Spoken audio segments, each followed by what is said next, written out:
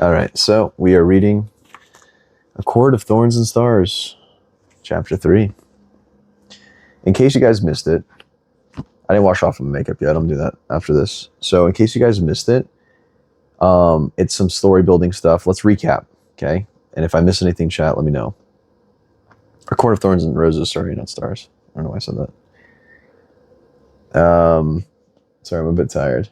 So, Chapter 1, the main character's name is Feyre. Am I saying that right? Feyre? And she has two sisters, both older. She's the younger child. Middle child's name is Elaine. And the oldest sister's name is Nesta.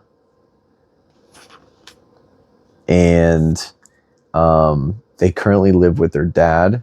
They used to be royalty, or at least aristocrats. They used to be rich, basically. And now they are broke because I actually don't know exactly why. We don't know exactly. We don't know the lore yet. They kind of hinted towards it, but they're broke now. That's what matters. And the youngest, the main character, Feyre, is a hunter. And she's hunting for food for the family because no one else was. And not her dad. Her dad is injured, has like a hurt leg because there were some complications with money with other people, and then they got mad at the dad and then just came in and just started whooping his ass and stuff. Hurt his leg, injured, doesn't do anything, lazy. Mom died, and on the deathbed, the mom was like, oh my God, Feyre, please take care of the family. No one else is capable. And Feyre's like, all right, least I can do. Elaine and Nesta are the older sisters, and they're kind of, they're like super bratty, especially Nesta. She's trying to like marry into some form of wealth, but it's not working out because she's marrying into people who don't have money, and Feyre's kind of pissed off about it. But chapter 1 kind of started with Feyre being in the woods and hunting for deer, and they mentioned something called a fairy. They mentioned something called a fairy, which is like a mythical creature of some sort. And they're like really strong. Don't know too much about them yet, but apparently they do exist. And she thought she was encountering one, but it was just the wolf. So she killed the wolf. And yeah. Am I missing anything? Anything else from the recap?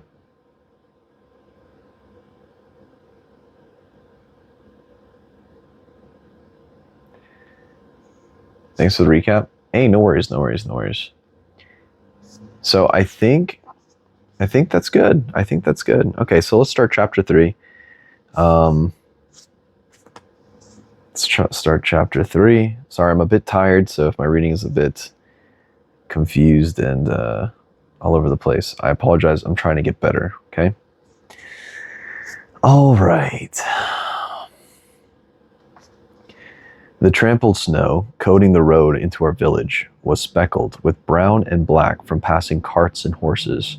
Elaine and Nesta clicked their tongues and grimaced as we made our way along it, dodging the particularly disgusting parts.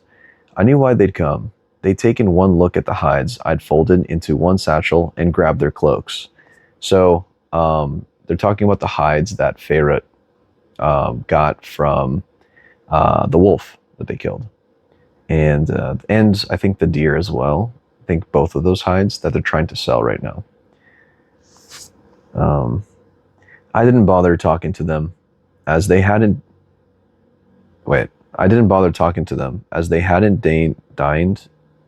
How do you say this? Deigned. Deigned. Whatever. They hadn't deigned to speak to me after last night, though Nesta had awoken at dawn to chop wood. probably because she knew I'd be selling the hides at the market today and would go home with money in my pocket.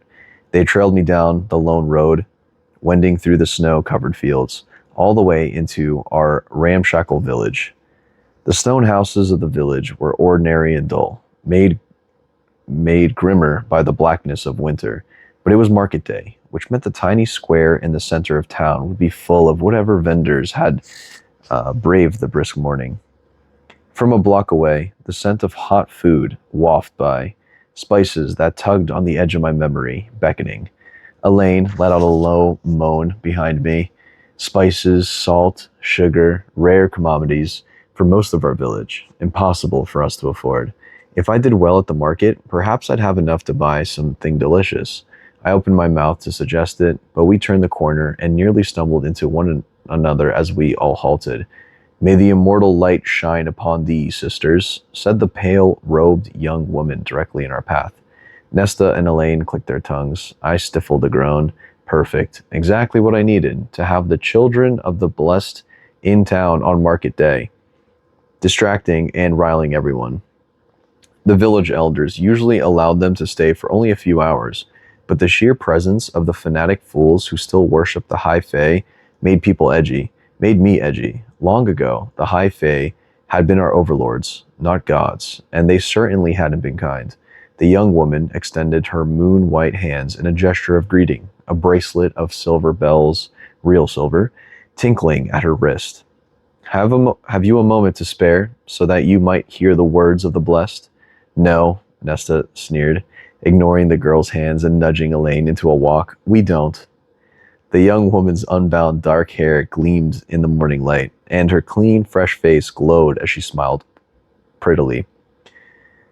There were 5 other acolytes behind her, young men and women both, their hair long, uncut, all scanning the market beyond for young folk to pester. "It would take but a minute," the woman said, stepping into Nesta's path. It was impressive, truly impressive, to see Nesta go ramrod straight, to square her shoulders and look down her nose at the young acolyte, a queen without a throne. "Go spew your fanatic nonsense to some ninny. You'll find no converts here." The girl shrank back, a shadow flickering into her brown eyes. I reined in my wince. Perhaps not the best way to deal with them, since they could become a true nuisance if agitated. Nesta, lifting a hand, pushed down the sleeve of her coat to show the iron bracelet there, the same one Elaine wore. They'd bought matching adornments years ago. The oculite gasped, eyes wide. "You see this?" Nesta hissed, taking a step forward. The oculite retreated a step. "This is what you should be wearing, not some silver bells to attract those fairy monsters." "How dare you wear that vile affront to our immortal friends?" "Go preach in another town," Nesta spat. Two plump and pretty farmers' wives strolled past on their way to the market, arm in arm. As they neared the oculites, their face twisted with identical expressions of disgust. "Fairy love and whore." "Goddamn." One of them hurled at the young woman. I couldn't disagree. The oculites kept silence. The other villager, wealthy enough to have a full necklace of braided iron around her throat, narrowed her eyes, her upper lip curling back from her teeth. "Don't you idiots understand what those monsters did to us for all of those centuries? What they still do for sports when they can get away with it? You deserve the end you'll meet at fairy hands. Fools and whores, all of you." Nesta nodded her agreement to the woman as they continued on their way. We turned back to the young woman still lingering before us, and even Elaine frowned in distaste. But the young woman took a breath. Her face again becoming serene, and said, "I lived in such ignorance too, until I heard the word of the blessed. I grew up in a village so similar to this, so bleak and grim, but not 1 month ago, a friend of my cousin went to the border as our offering to Prithian, and she has not been sent back. Now she dwells in riches and comfort as a high fae bride, and so might you, if you were to take a moment to." "She was likely eaten," Nesta said. "That's why she hasn't returned."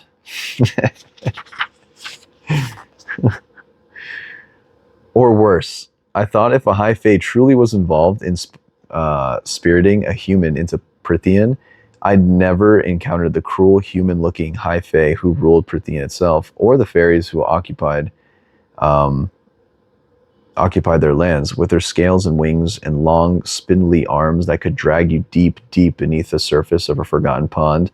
I didn't know which would be worse to face. The Oculite's face tightened. Our benevolent masters would never harm us. Prithian is a land of peace and plenty. Should they bless you with their attention, you would be glad to live amongst them. Nesta rolled her eyes. Elaine was shooting glances between us and the market ahead, to the villagers now watching us too. Time to go. Nesta opened her mouth again, but I stepped between them and ran an eye along the girl's pale blue robes, the silver jewelry on her, the utter cleanness of her skin, not a mark or smudge to be found. You're fighting an uphill battle, I said to her. A worthy cause, the girl beamed beautifully. I gave Nesta a gentle push to get her walking and said to the Oculite, no, it's not. I could feel the Oculite's attention still fixed on us as we strode into the busy market square, but I didn't look back. They'd be gone soon enough, off to preach in another town. We'd have to take the long way out of the village to avoid them. When we were far enough away, I glanced over her shoulder at my sisters. Elaine's face remained set in a wince, but Nesta's eyes were stormy, her lips thin. I wonder if she stopped back to the girl and pick a fight. Not my problem, not right now. I'll meet you here in an hour, I said, and didn't give them time to cling to me before slipping into the crowded square. It took me 10 minutes to contemplate my three options. There were my usual buyers, the weathered cobbler and the sharp-eyed clothier who came to our market from a nearby town, and then the unknown, a mountain of a woman sitting on the lip of a broken square fountain without any cart or stall, but looking like she was holding court nonetheless. The scars and weapons on her marked her easily enough, a mercenary. I could feel the eyes of the cobbler and the clothier on me, sensed their feigned disinterest as they took in the satchel I bore. Fine, it would be that sort of day then. I approached the mercenary, whose thick, dark hair was shorn to her chin. Her tan face seemed hewn in granite, and her black eyes narrowed slightly at the sight of me. Such interesting eyes, not just one shade of black, but many, with hints of brown that glimmered amongst the shadows. I pushed against that useless part of my mind, the instincts that had me thinking about color and light and shape, and kept my shoulders back as she assessed me as a potential threat or employer. The weapons on her, gleaming and wicked, were enough to make me swallow and stop a good 2 feet away. I don't barter goods for my services, she said, her voice clipped with an accent I'd never heard before. I only accept coin. A few passing villagers tried their best not to look too interested in our conversation, especially as I said, then you'll be out of luck in this sort of place. She was massive even sitting down. What is your business with me, girl? She could have been aged anywhere from 25 to 30, but I suppose I look like a girl to her in my layers, gangly from hunger. I have a wolf pelt and a doe hide for sale. I thought you might be interested in purchasing them. You steal them? No. I held her stare. I hunted them myself, I swear it. She ran those dark eyes down me again. How? Not a question, a command. Perhaps someone had encountered others who did not see vows as sacred, words as bonds, and had punished them accordingly. So I told her how I brought them down, and when I finished, she flicked a hand towards my satchel. Let me see. Pulled out both carefully, folding hides. You weren't lying about the wolf's size, she murmured. Doesn't seem like a fairy, though. She examined them with an expert eye, running her hands over and under. She named her price. I blinked, but stifled the urge to blink a second time. She was overpaying by a lot. She looked beyond me, past me.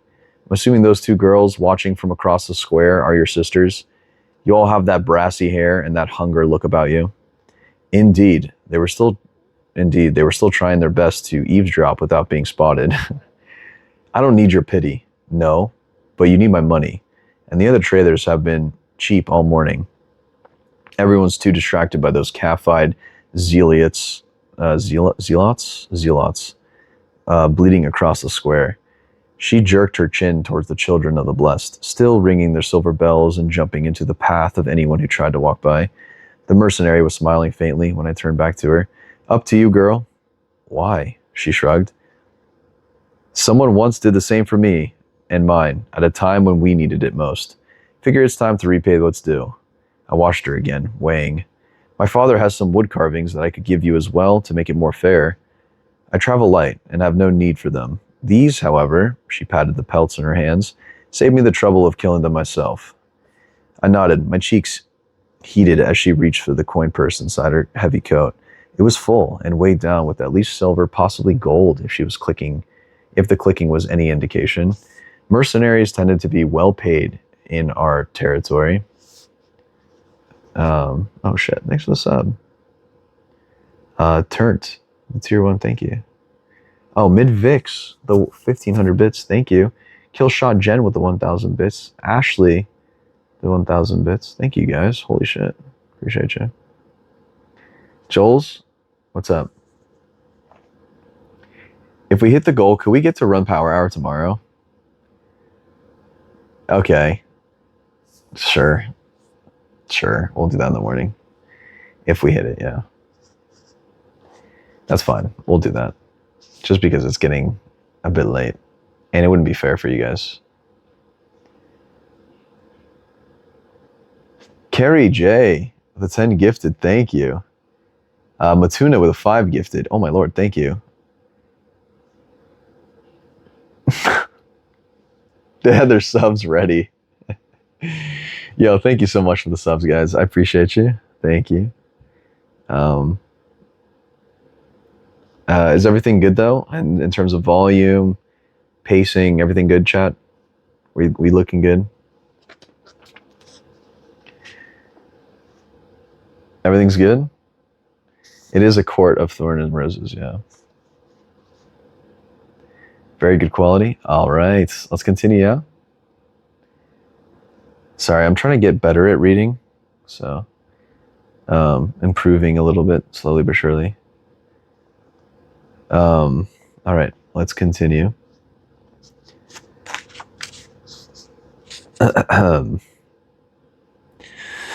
Mercenaries tended to be well paid in our territory.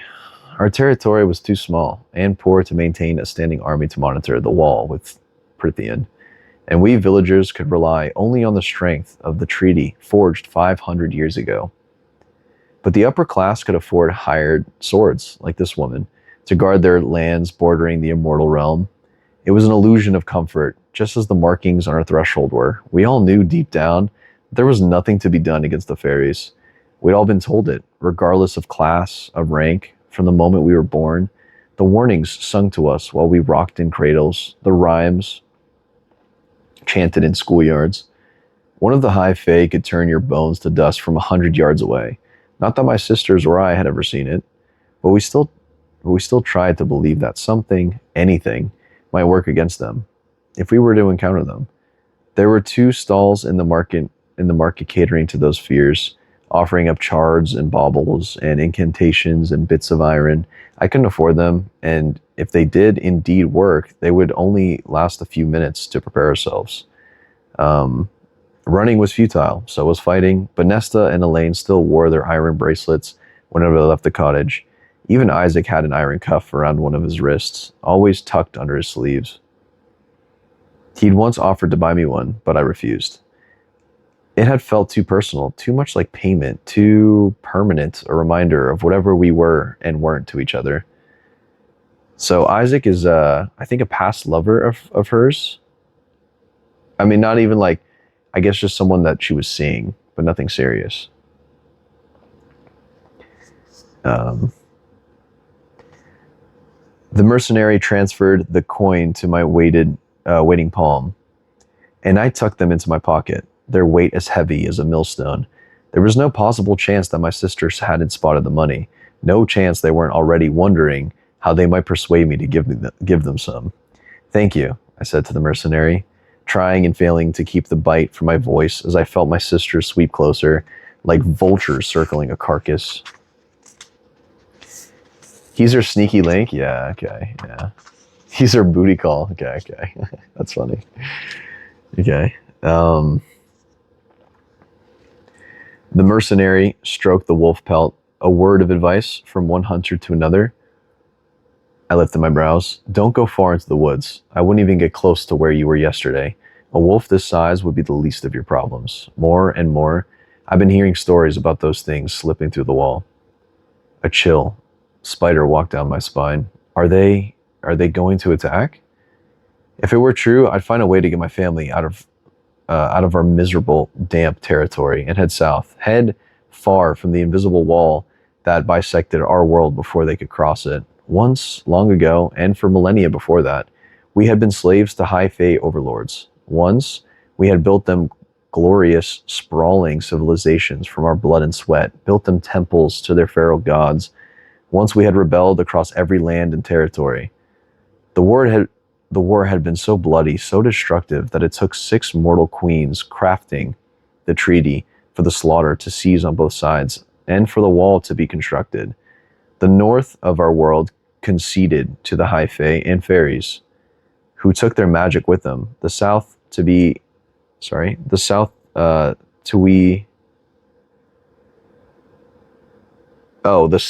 cowering mortals, forever forced to scratch out a living from the earth.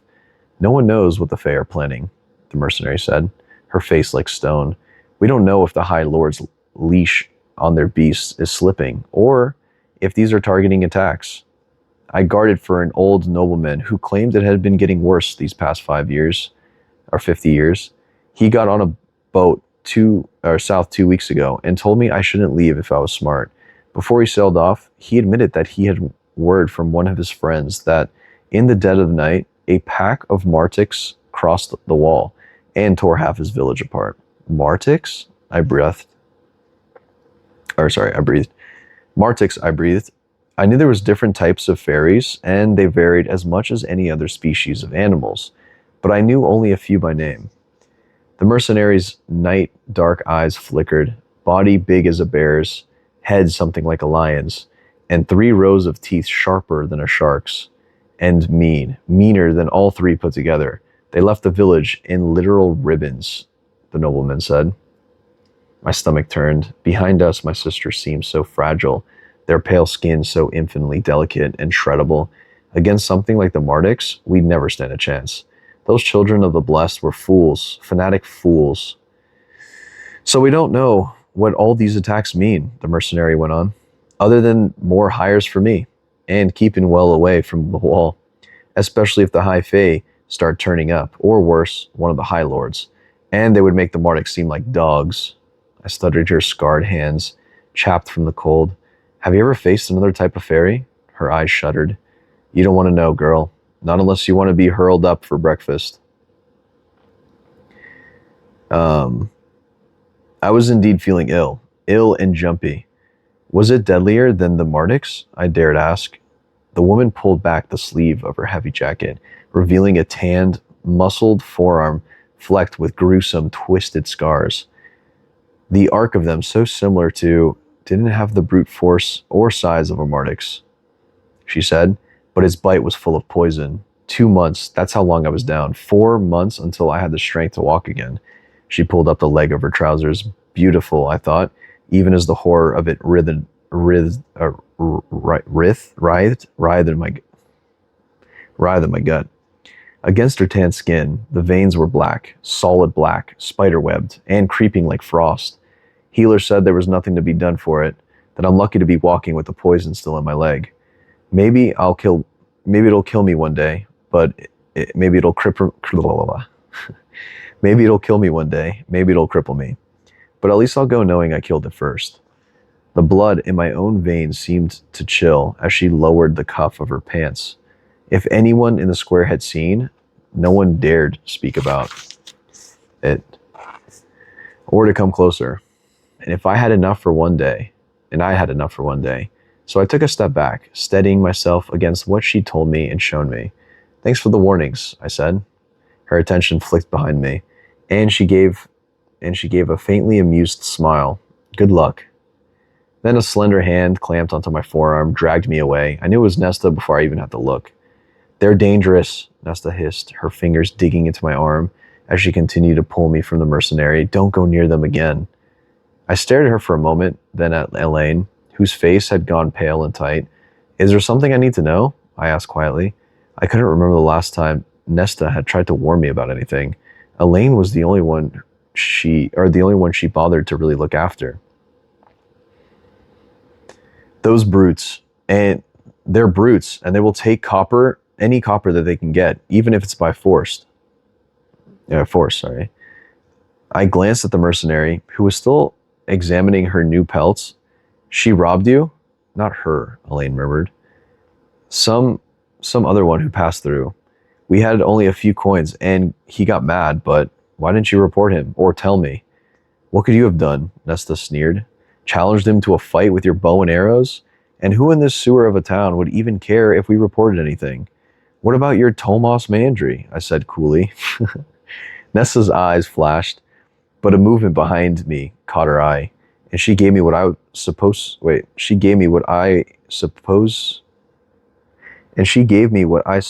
was her attempt at a sweet smile, probably as she remembered the money I now carried. Your friend is waiting for you. I turned. Indeed, Isaac was watching from across the square, arms crossed as he leaned against the building. Though the eldest son of the only well-off farmer in our village, he was still lean from the winter, and his brown hair had turned shaggy. Relatively handsome, soft-spoken, and reserved, with a sort of darkness running beneath it all, had drawn us to each other. That shared understanding of how wretched our lives were, and always would be. We'd vaguely known each other for years, since my family had moved to the village, but I had never thought much about him until we wound up walking down the main road together one afternoon. We only talked about the eggs he was bringing to the market, and I'd admired the variation in colors within the basket he bore. Browns and tans, and the palest blues and greens. Simple, easy, perhaps a bit awkward, but he'd left me at my cottage feeling not so alone. A week later, I pulled him into the decrepit barn. He'd been my first and only lover in the 2 years since. Sometimes we meet every night for a week. Others we go a month without setting eyes on each other. But every time was the same. A rush of shedding clothes and shared breaths and tongues and teeth. Occasionally we'd talk, or rather, he'd talk about the pressures and burdens his father placed on him. Often, we wouldn't say a word the entire time. I couldn't say our lovemaking was particularly skilled, but it was still a release, a reprieve, a bit of selfishness. There was no love between us, and never had been, at least what I assumed people meant when they talked about love. Yet part of me had sunk when he'd said he was soon to be married. I wasn't yet desperate enough to ask him to see me after he was wed. Isaac inclined his head in a familiar gesture, and then ambled off down the street, out of town and to the ancient barn, where we'd be waiting. We were never inconspicuous about our dealings with each other, but we did take measures to keep it from being too obvious. Nesta clicked her tongue, crossing her arms. I do hope you two are taking precautions. It's a bit late to pretend to care, I said, but we were careful. Since I couldn't afford it, Isaac himself took the contraceptive brew. He knew I wouldn't have touched him otherwise. I reached into my pocket, drawing out a 20-mark copper. Elaine sucked in a breath, and I didn't bother to look at either of my sisters as I pushed into her palm and said, I'll see you at home. Later, after another dinner of venison, when we were all gathered around the fire for the quiet hour before bed, I watched my sisters whispering and laughing together. They spent every copper I'd given them. On what? I didn't know, though Elaine had bought back a new chisel for our father's wood carving. The cloak and boots they'd whined about the night before had been too expensive, but I hadn't scolded them for it, not when Nesta went out a second time to chop some more wood without me having to ask. Mercifully, they'd avoided another confrontation with the children of the blessed. My father was dozing in his chair, his cane laid across his gnarled knee. As good a time as any to broach the subject of Tomas Mandry. With Nesta, I turned to her, opened my mouth, but there was a roar that half deafened me, and my sister screamed as Snow burst into the room, and an enormous growling shape appeared in the doorway. What? All right, that's chapter 3 done. We are now on chapter 4. All right. So that recap is basically what happened in that in chapter. Basically, they went to the market where they wanted to sell their pelts, right? And they bumped into a mercenary, and the mercenary was kind of telling them stories about the fairy, and the Mazit, and the high fae, and all the scary things about them, and how dangerous they really are. Showed them a couple of their scars and the poisons and more importantly, bought the pelts off of Feyre. And Feyre also gave them a couple coins so they can have money for spending, and also saw Isaac. And Isaac looked like they were trying to. Wait, so did this imply that they hooked up? This implied they hooked up, right? Like Isaac was gesturing to her to meet them at the barn, and they met up at the barn. She gave him the coins to shut up, and then they hooked up. And then it skips towards nighttime, where they're sitting by the fire. They're eating their venison from the night before, and something jumped into their stone cottage. Interesting. Okay. Think we're good. Do we read another chapter? What time is it? How much time do we have on the subathon? I can't see. We can call it. I don't know if we'll have time for another chapter. 18 minutes? What do you guys think? Read one more? I sleepy. One more? Call it. Reading chapter 4 and 5 together is better. Let me see how far this one is. How big this one is. Oh, this one's short. This one's very short, guys. It's like 4 pages. 1, 2, 3, 4, 5. It's like 5. All right, one more. Guys, one more chapter, all right? So it's like 5 pages. All right. All right, one more. Go. All right. I didn't know how the wooden hilt of my hunting knife had gotten into my hand. The first few moments were a blur of the snarling of a gigantic beast with golden fur, the shrieking of my sisters, the blistering cold cascading into the room, and my father's terror-stricken face. Not a Mardix, I realized, though the relief was short-lived. The beast had to be as large as a horse, and while his body was somewhat feline, his head was distinctively wolfish. I didn't know what to make of the curled, elk-like horns that protruded from his head, but lion or hound or elk, there was no doubting the damage his black, dagger-like claws and yellow fangs could inflict. Had I been alone in the woods, I might have let myself be swallowed by fear, might have fallen to my knees and wept for a clean, quick death.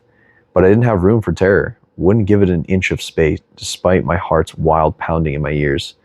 Somehow I wound up in front of my sisters, even as the creature reared into its hind legs and bellowed through a maw full of fangs.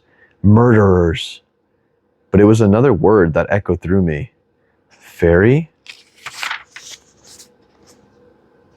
Those ridiculous wards on our threshold were as good as cobwebs against him. I should have asked the mercenary how she'd killed that fairy, but that beast's thick neck, that looked like a good home for my knife. I dared to glance over my shoulder. My sister screamed, kneeling against the wall of the hearth.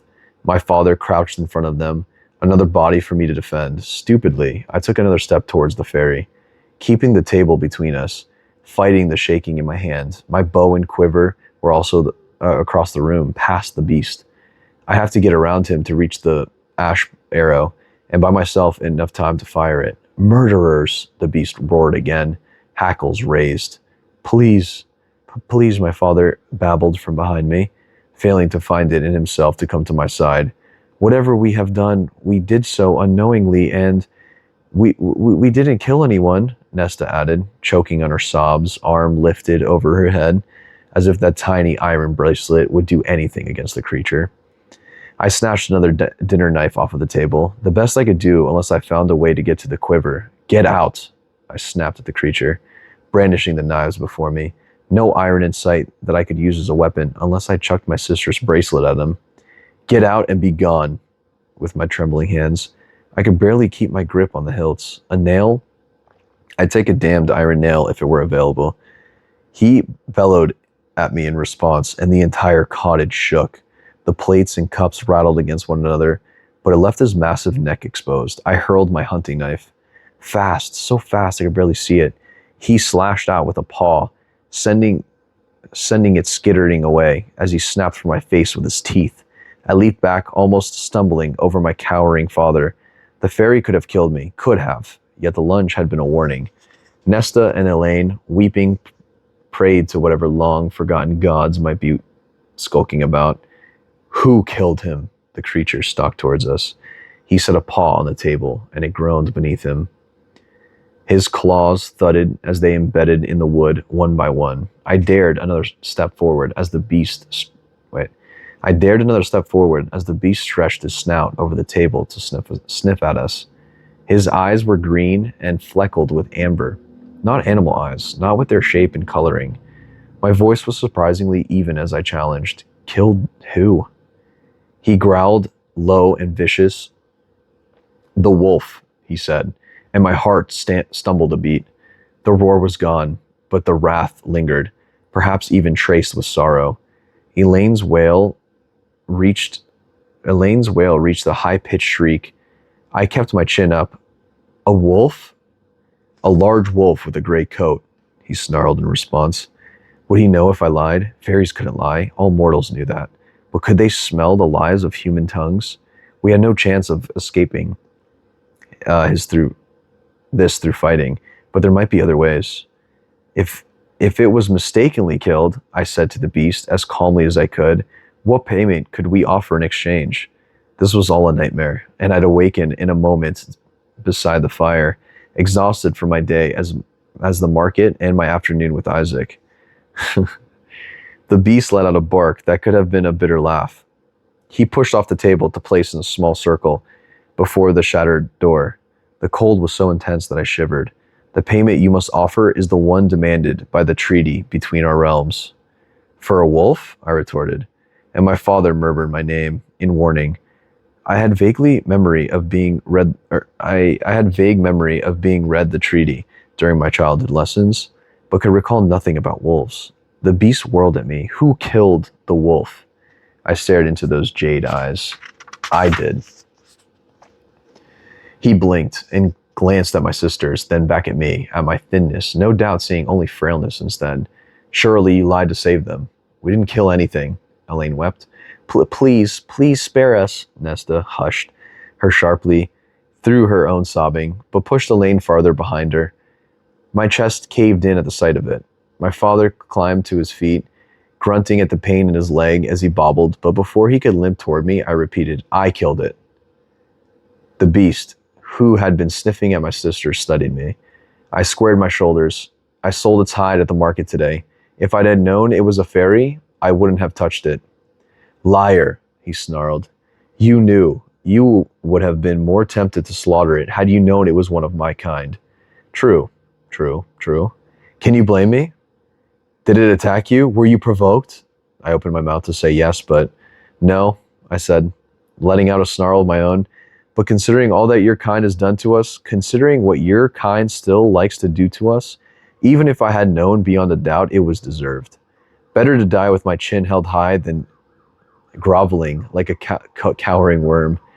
Even if his answering growl was the definition of wrath and rage. The firelit shone upon his exposed fangs, and I wondered how they'd feel in my throat, and how loudly my sisters would scream before they, too, died. But I knew with a sudden, uncoiling clarity that Nesta would buy Elaine time to run. Not my father, whom she resented with her entire steely heart. Not me, because Nesta had always known and hated that she and I were two sides of the same coin, that I could fight my own battles, but Elaine, the flower grower, the gentle heart, Nesta would go down swinging for her. It was that flash of understanding that had me angling my remaining knife at the beast. What is the payment the treaty requires? His eyes didn't leave my face as he said, a life for a life. Any unprovoked attacks on fairy kind.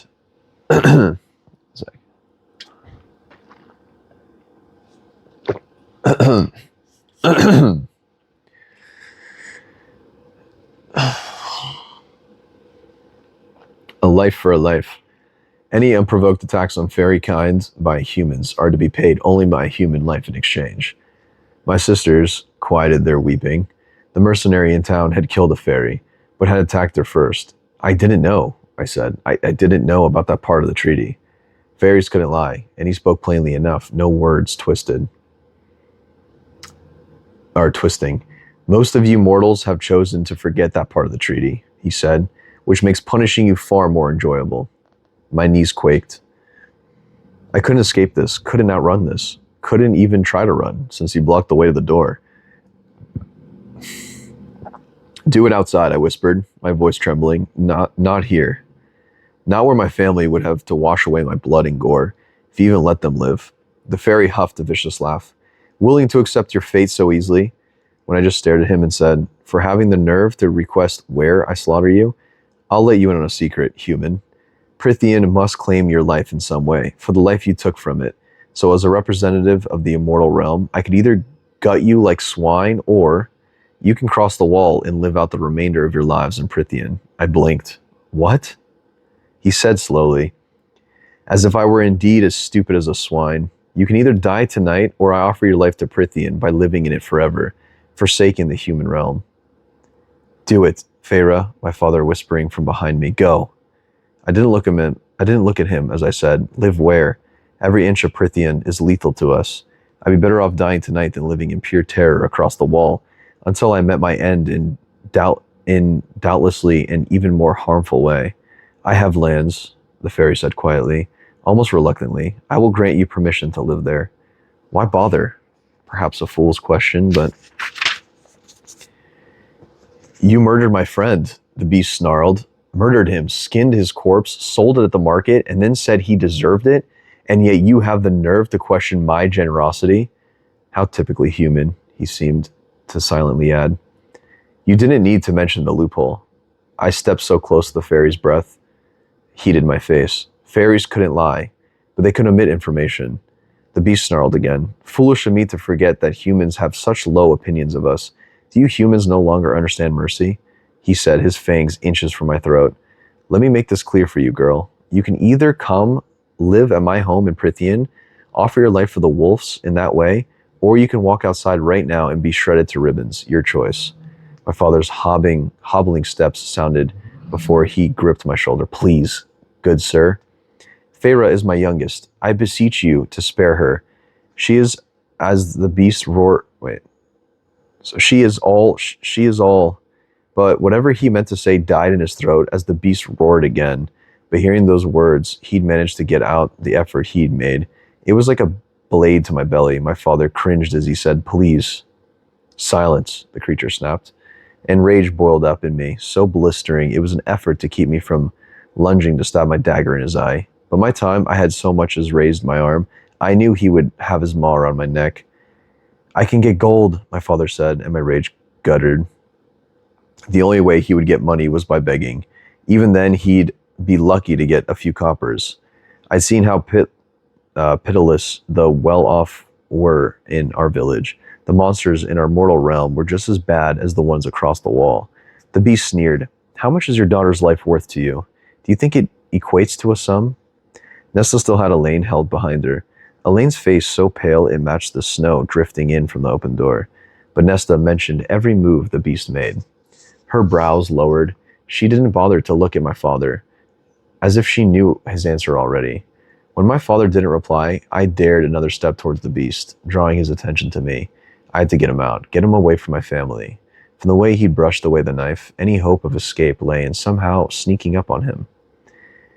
With his hearing, I doubt I'd get a chance anytime soon, at least until he believed I was docile. If I tried to attack him or fled before them, he would destroy my family for the sheer enjoyment of it. Then he would find me again. I had no choice but to go, and then later, I might find an opportunity to slit the beast's throat, or at least disable him long enough to flee. As long as the fairies couldn't find me again, they couldn't hold me to the treaty, even if it made me a cursed oathbreaker. But in going with him, I would be breaking the most important promise I've ever made. Surely it trumped any ancient treaty that I had ever signed. I loosened my grip on the hilt of my remaining dagger and stared into those green eyes for a long, silent while before I said, "When do we go?" Those lupine features remained fierce, vicious. Any lingering hope I had of fighting died as he moved to the door. No, to the quiver I'd left behind it.